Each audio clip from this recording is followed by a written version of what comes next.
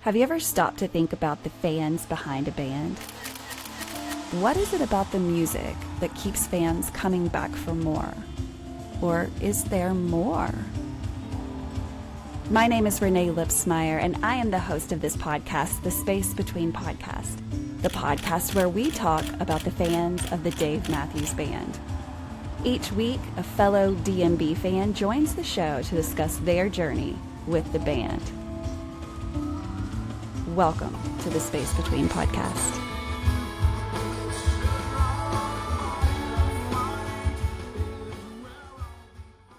Hey guys, welcome to another episode of the Space Between Podcast, the podcast where we talk about the fans of a band that has been making music for over 30 years. If this is your very first time to tune in, welcome. We are about to teach you some stuff about Dave Matthews Band.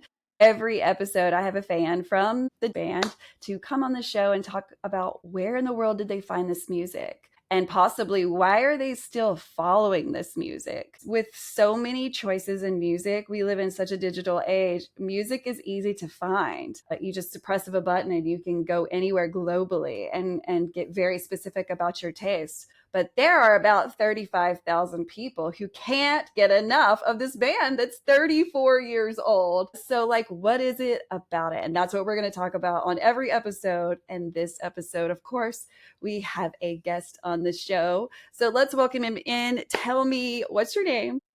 Where in the world are you from? And tell us something about you. My name's James Gilliard. I'm from the suburbs of Chicago, and outside of concerts, I do a lot of different athletic things, from paratriathlon to para-obstacle course races and all sorts of other things like that. If someone is listening and they are not familiar with those sports, can you explain kind of what that is? Yep, so I am visually impaired, so that means I have a guide when I'm doing these different sports. Triathlon is swimming, biking, running. Obstacle course racing is you're going down a trail or a path, or sometimes out in a field or on a farm or whatever it is, and running down a path, and every maybe quarter mile or so, sometimes longer depending on how long the race is, you stop and do an obstacle. Maybe you climb over a wall, maybe you barbed wire. Maybe you let yourself get shocked as you run through a maze of wires hanging down towards the ground, and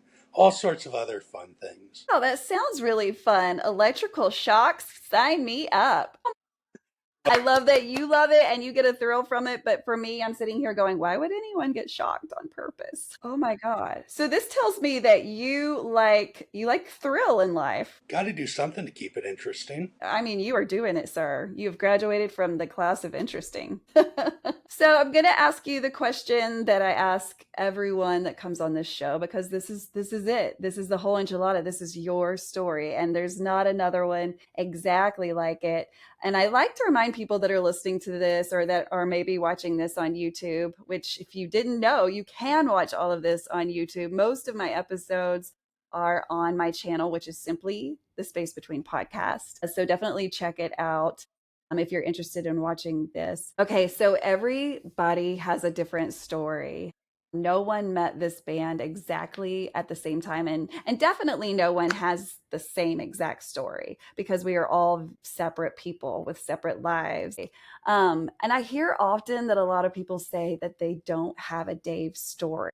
I talk with people all the time that love Dave Matthews Band, and I ask them to come on the show to tell their journey. And the response I get back sometimes is, I don't have one. That is not true, because you love this band. So I just want to say that there is no prerequisite to come on this show and talk about why you love this music. The why you love this music is the whole show.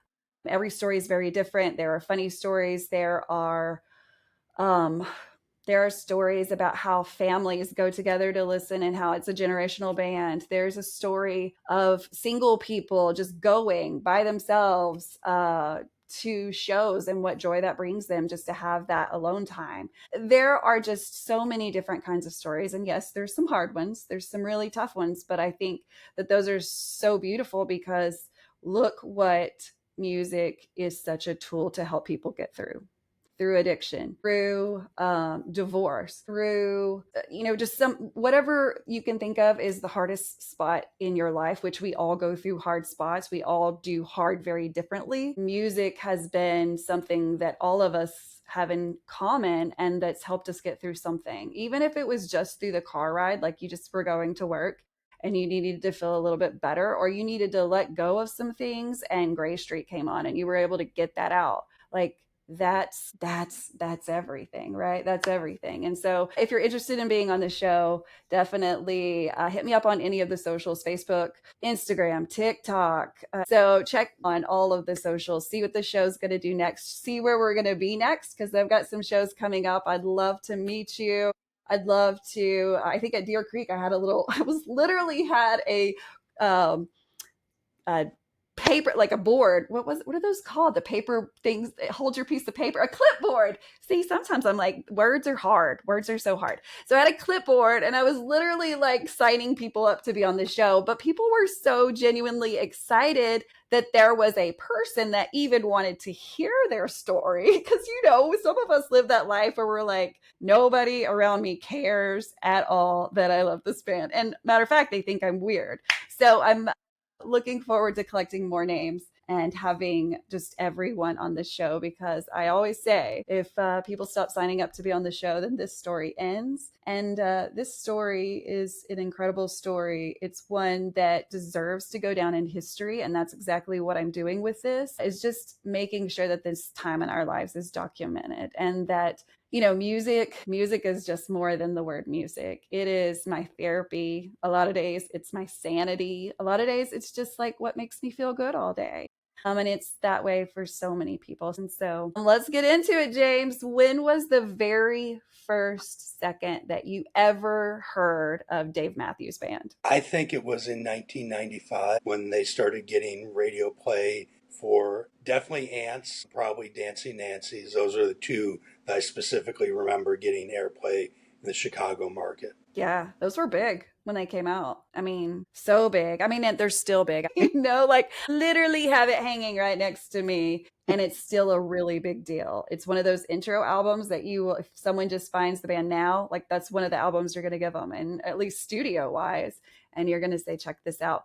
What did you like about the sound? Was it different? Was it the beat? Like, what was it? Well, I mean, what was it was, I mean, definitely with Nancy's, it was something different at that time. Uh, Definitely. and then for a little bit, I mean, I bought the album and I don't remember anything else specifically sticking. So, as you said earlier, there's lots of music out there, even 30 years ago, had lots of Doom at CDs. that time. There was great music 30 years ago. I miss so much of it. What else did you listen to in the 90s? What was your thing? I listened to totally different kind of music in the 90s. I really did. What else were you listening to? So, from memory, I know Pearl Jam, Nirvana, Mm-hmm. Metallica. Yes. I don't remember anything else specifically. Those are the three that stand out. So did you kind of stay in the rock-ish genre, or did you ever go into like rap or R&B or country or like anything else? So rap, I remember Yeah. NWA, remember Easy. That's where I live. Speaking of, that's literally like, so I always put NWA and like everything because I live in Northwest Arkansas.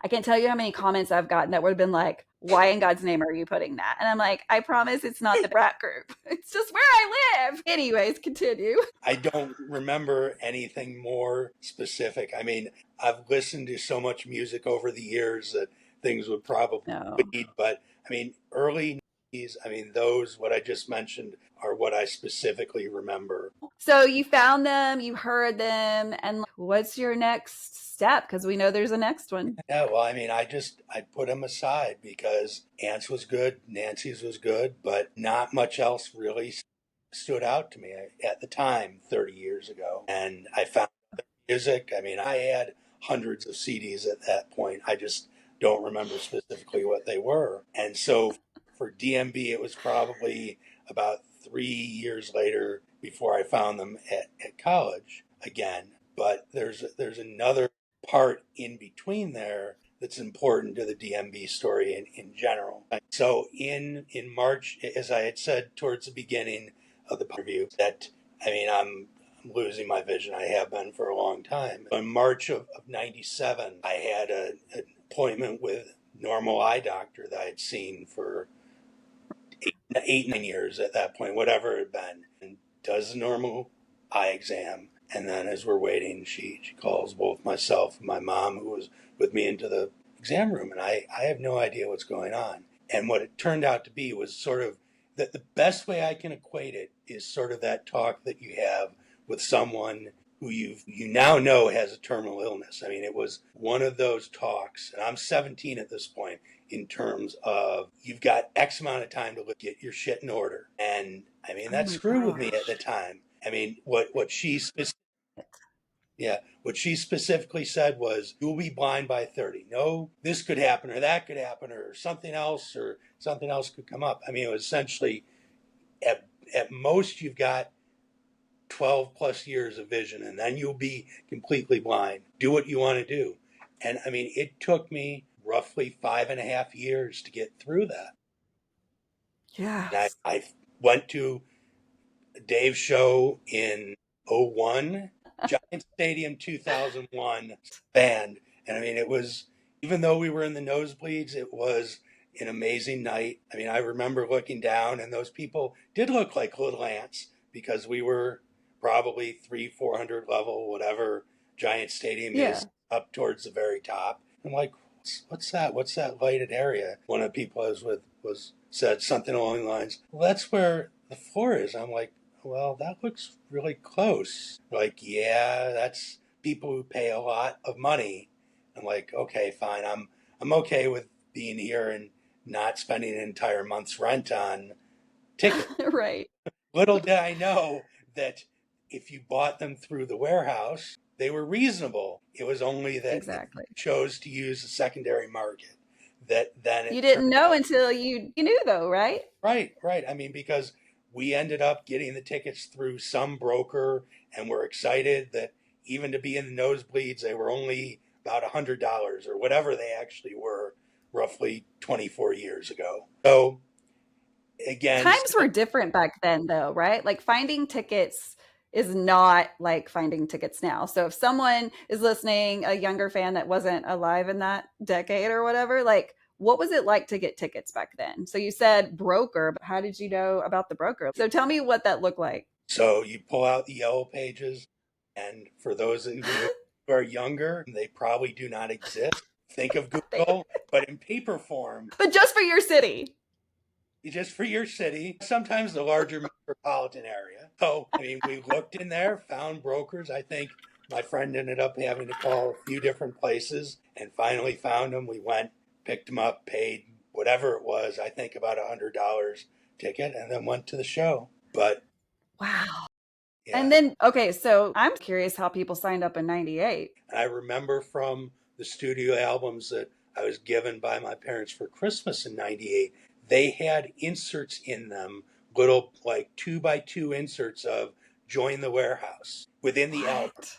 Yes. Yes. Yes. Okay. But that's smart. That was marketing back then. Yep. That's their core audience. Like, hey, people, we got something better. So smart. So Yeah. smart. So left first concert, continued to deal with all of the stuff that I mentioned from '97 and just working through that stuff. And then in '03, finally decided to try to do a couple shows in the summer because I was back in Chicago and saw them at the World. I know it's changed names at least 3 times, maybe more. It has some name to do with a casino at this point. It's called the World. It's in Tinley Park. Will always be called the World, however many times they change the name. But I just, so I got back to school that fall and saw the tour. And I mean, I was sort of at the Dave and Friends tour that they did that fall and early winter, and was at a point of, okay, there's an MSG, Madison Square Garden MSG show. Yeah, this could Uh-huh. become a real cluster because I'm going into someplace completely new, but I'll at least give it a try.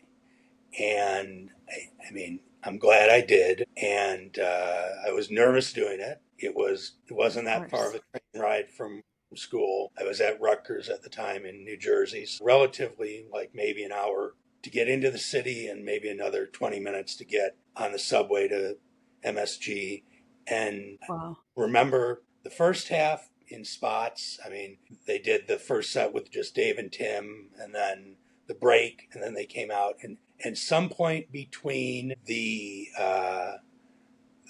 that break and when the first of the covers, and I've forgotten if it was Fool in the Rain or Bathtub Gin. I just remember looking up at the ceiling, seeing a mirror ball that was there, and just saying, "This is all going to work out." And I mean, for the majority of the part, it has. I mean, there have been some bumps over the last 20 plus years, but I mean, I've done so many things I would not have done otherwise if it hadn't been for Dave and for the music. And that's why I was so grateful that in 2016 I had a chance to meet him and to thank him, because I mean, without that show, without the music, without that opportunity, it probably would have taken me at least another 10 or 11 years to get to the point where I was in 2003 after that show. Oh my God. What a moment. And that's not to say that I haven't had some moments of stress since. And I mean, I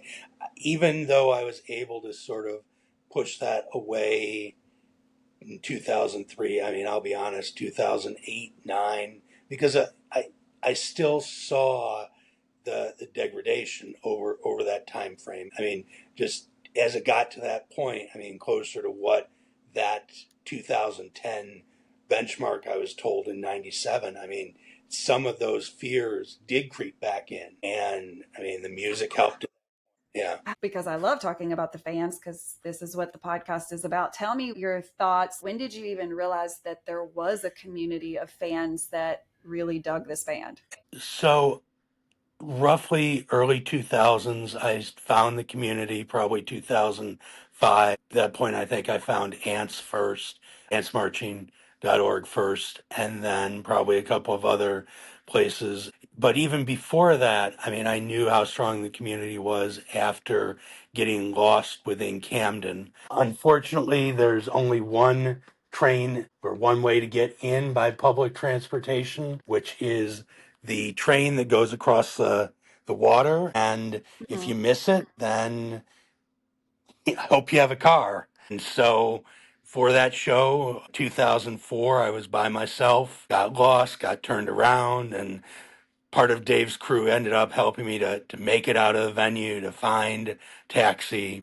Don't know who it was, don't even remember. I just remember someone being very helpful so that I could find my way out and get back safely. I mean, so after I found antsmarching.org, I mean, one of the earliest parts of that community in terms of just showing me how great the DMB community was, how strong it was, how much people wanted to help was, I think it was either 2007 or '08 for Alpine. I don't remember which year. I had gotten tickets, wanted to go, but I didn't have anyone to go with. And just out of the blue, this guy who I've kept in touch with, been friends with for more than 15 years, essentially said, "Even though I don't know you, I will drive down from Alpine, I will pick you up, I will drive you up to the concert, and after each night, I'll drive you back." I mean, Alpine Wow. is, I would guess, somewhere around a 2 hour drive each way from where I am in the Chicago suburbs.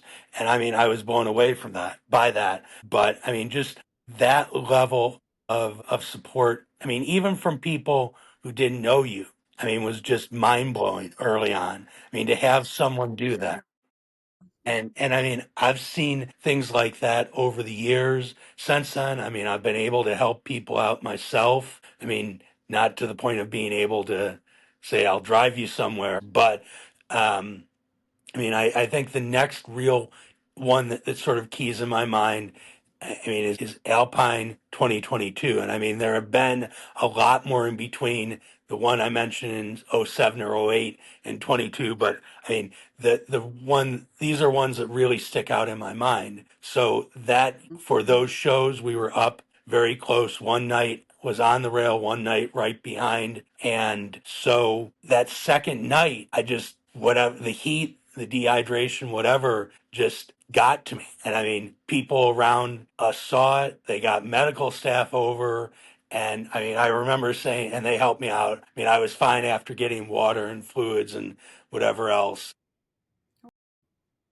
But I mean, the biggest part was I said to my friend at the time of, there's no way we're getting back there. I mean, we were dead center rail. I mean, people are just going to say, no, I mean, both of you left. I mean, too bad.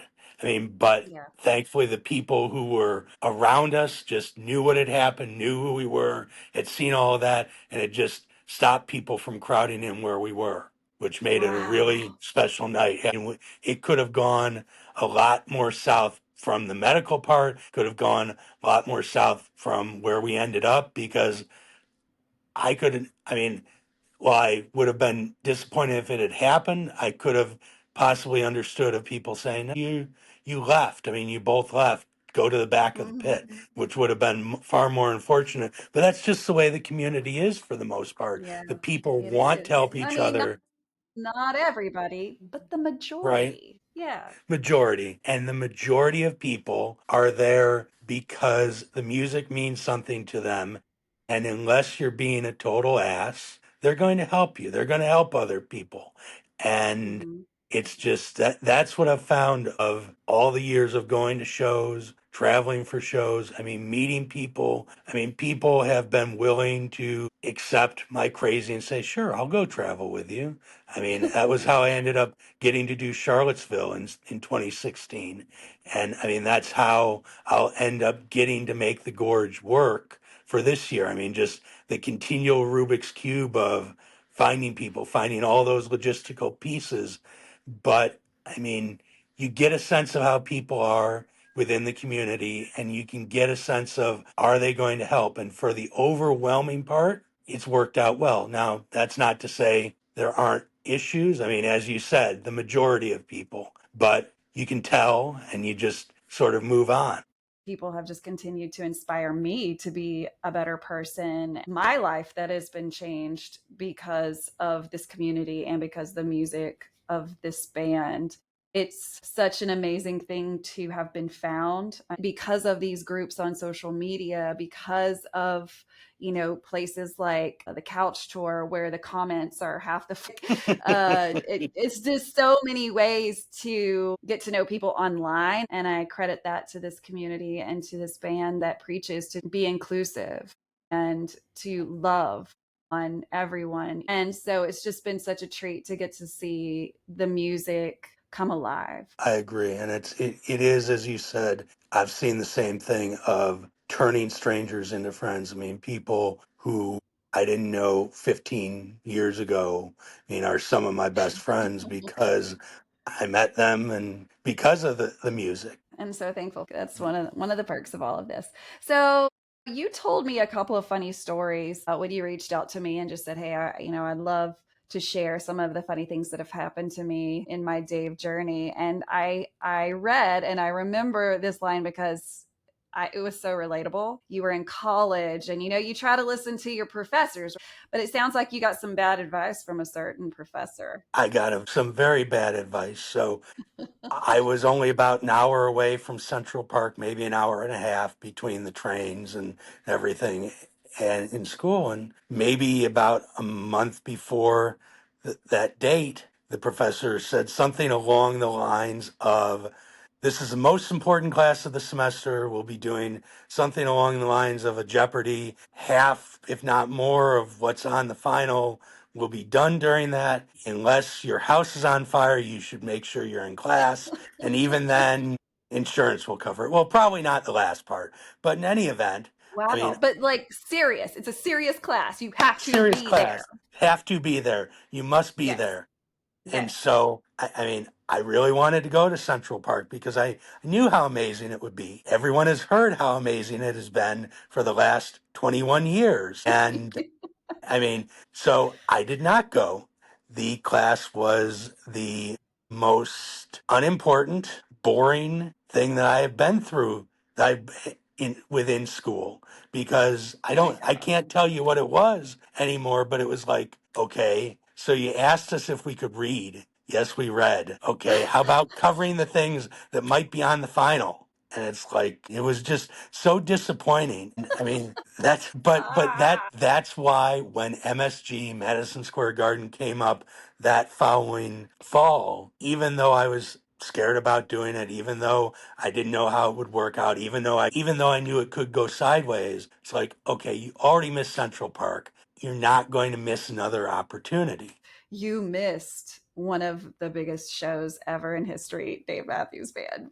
But you also got to go, it made you go to MSG where you had your moment that everything was going to be okay. Yeah, So there's like a silver lining all the way through that story. agree.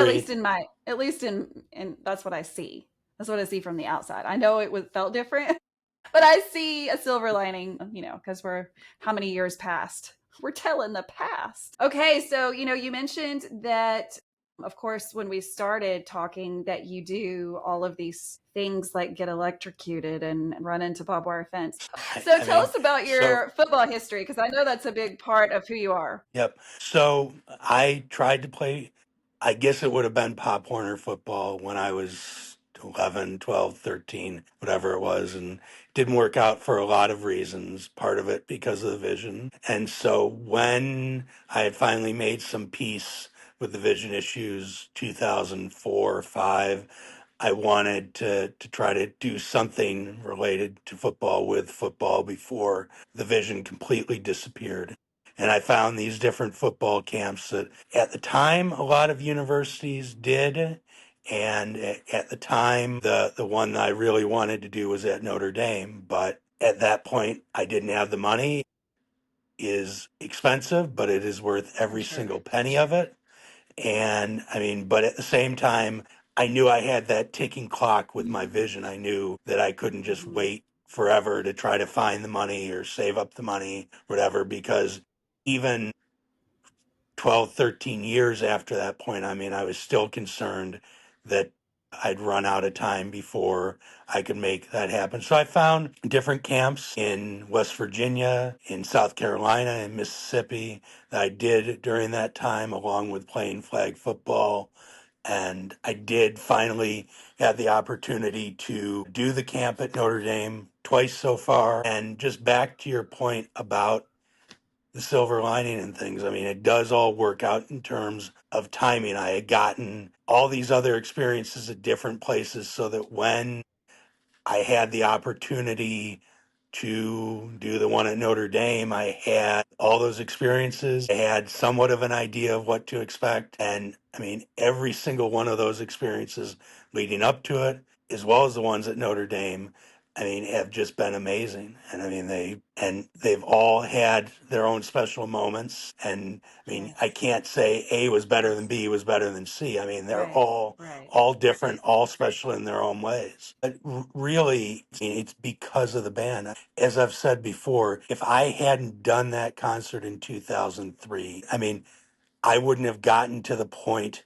of doing a lot of this stuff probably until 2014 when I started doing all the other athletic stuff. I mean, I would have lost another 10 and a half, 11 years because Hmm. I mean, I would not have done so many different things. And that's, again, why I was so appreciative that I had the opportunity to talk with Dave, to thank him personally, because I mean, I still struggle at times with having lost that amount of time that I lost, the 5.5 years, especially that important period of time where a lot of things get life. I mean, you're starting to be an adult, you're starting to figure out what you want to do and everything. And I was truly living like a hermit, not really knowing how to deal with things at times. Well, that's even true now. June of this year was a very hard month for me for a lot of different reasons. And there were times where I just felt stuck during that month. And I mean, having the opportunity to go to Chicago, go to night one, I mean, I just remember finding out that that would all work out. And I mean, that just made that week that much easier. I mean, I was able to get things done that had just sort of been sitting there because I had that to look forward to on that Friday night versus it's just you're in the middle of the muck, and so sometimes you don't just see the light at the end of it or a way out. of it temporarily, and you try to figure out, okay, I'm just going to sort of plod along and keep being stuck. Yeah. Yeah. Well, I know that you shared with me, and when I read this, I did not know about this. So I'm excited to hear the whole story. Share with us, you said that you had a viral story that happened to you on a visit to Alpine. So tell me what in the world you're talking about. Yep. So in 2020, I got a pair of adaptive goggles. They're called the Iris Vision, and they look a little bit like a GoPro. So when I have them at concerts or sporting events, I have to make sure that I tell the security people or the venue staff in advance of this is what it is. It doesn't record video, blah blah blah, because I know Yeah, probably every venue is concerned about video recording of course. professionally, even though everyone's got their iPhone and there are I know, right? 800 videos of every song up the next day on every single platform. But I get it. I get it from that Of perspective. course. We get the rules. Yes. And so I don't remember if it, I think it was night one. So I was standing not at the rail, but right behind it because there wasn't enough space for both of us. And the friend that I was with at the time was shorter. So I figured I'll stand behind her. She can see it better. And so I had goggles on for the show, as I have for all the shows since 2020. And when I got back, I mean, I didn't know this at the time, but there was a post in one of the groups that had literally gone viral of, I mean, I don't remember if it was like the drone footage from what they have at some of the concerts or whatever it was, but the initial post was something along the lines of, look at this really uninterested fan who goes to the show, is up essentially at the rail, and is just looking at alternate reality because they're so bored. Or something along those lines. And My when people gosh. realized what it was, I mean, it was funny after the fact, but I mean, and I didn't know about it until afterwards, but I mean, it was just like, yeah, no, Oh I'm my not going God. to be standing 6, 8, 10 feet from the band and just looking at alternate reality, metaverse, or whatever it was at that point for 2.5 or 3 hours. Oh my God. That's not our first train of thought when we're seeing things like that. We're thinking virtual reality. We're thinking like all the things that we do know about, but medicine is looking pretty damn good right now. There's some amazing tools that the world of medicine uses now because of the technology that's coming out. And as a nurse for 15 years, I am so thankful that these things are available. And I know they're not available to everyone because I'm sure that they must cost. Can I ask I'm not asking dollars, but like a personal question. Does insurance cover something like that? Or is that just like something you have to pay for? Insurance, I don't think would cover it. These were provided to me through a grant. I will say this, they are expensive. It's provided through the state. I mean, they've Okay. helped me with a lot of different technology things so that I can have a semblance of a normal life and be able to do Awesome. all the things I've been able to do. I mean, I use the Iris Vision for classes. I use it for concerts and for other things. I mean, it gives a lot of different uses for it. But I mean, mainly to be able to see distance and to get Yes. back some of the sight that I've lost. Wow. This is amazing. What an amazing time to be alive. Well, thank you for all of the stories. And I do have one more question. What is it that keeps you coming back for more? Why are you still listening to them after all of these years? Think the biggest parts of it are two main parts. One is the community, all the different people I've met, I'm friends with. I mean, it's centered around the music. Some of them I wouldn't see otherwise. I mean, the other is just all of the things that we've talked through during the podcast that have been because of it, been through it, happened because of it, that I mean, I wouldn't have experienced otherwise. And I mean, it's just, why would you stop listening to doing things that have brought you that much? I mean, that would just seem silly, sort of like stopping to breathe. It's such an honor to get to hear so many stories. And I know that you guys are getting to hear these same stories. What an honor to share that with you.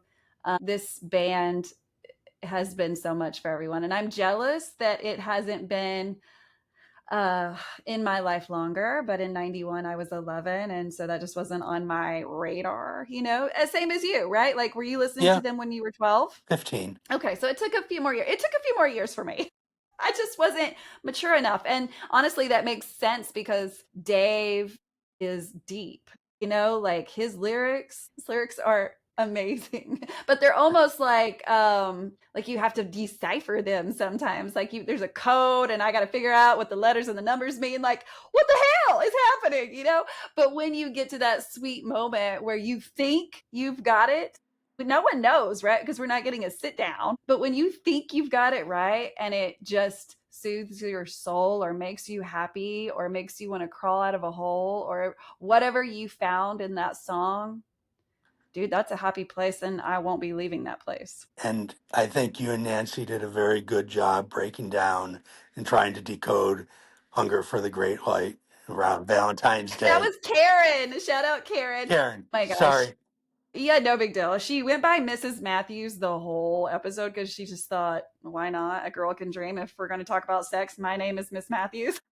But whatever, that's her, not me. I'm not like a fangirl like that. Let it be known. I'm a semi pro or whatever. I don't get paid, so I'm not a professional anything. So maybe one day. But yeah, that was such a fun song. It's not played enough. And it's those songs that are so fun to break down because when you do think that you understand Hunger for the Great Light, I think you look at Dave different. Like it's like you got a new set of glasses on and you're like, oh my God, everything is so clear now. It's just like, whoa, this dude can talk about anything.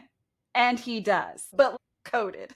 I love it. I love it so much. It's like a puzzle that I can't stop putting together, and there's no end in sight. Well, James, thank you so much for being on this show. Guys, if you're listening to this, just know that you can also watch this on YouTube simply under the Space Between podcast. And if you would love to share your personal journey on this show with me, hey, let me ask you a question, James. Was this a hard process? Yes.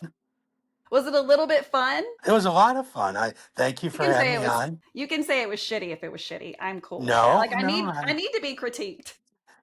it was a lot of fun, Renee. Thank you for having me on. Oh, I just wanted you to say that to like break the ice because I know a lot of people are like, number one, I don't have a story, or number two, I don't know that chick and she seems crazy. So I understand all of that. And we'll talk before it's live. Like, we're not going to just be, hello, you're now on the Space Between podcast. Like, it doesn't work that way. So I would love for you to be on the show if you're interested. Reach out to me in all the ways that I've listened before. And if you don't remember, then you got to rewind. Is that what it's still called? I don't know. Rewind to the beginning of this, and then you'll hear it in the beginning. So reach out to me.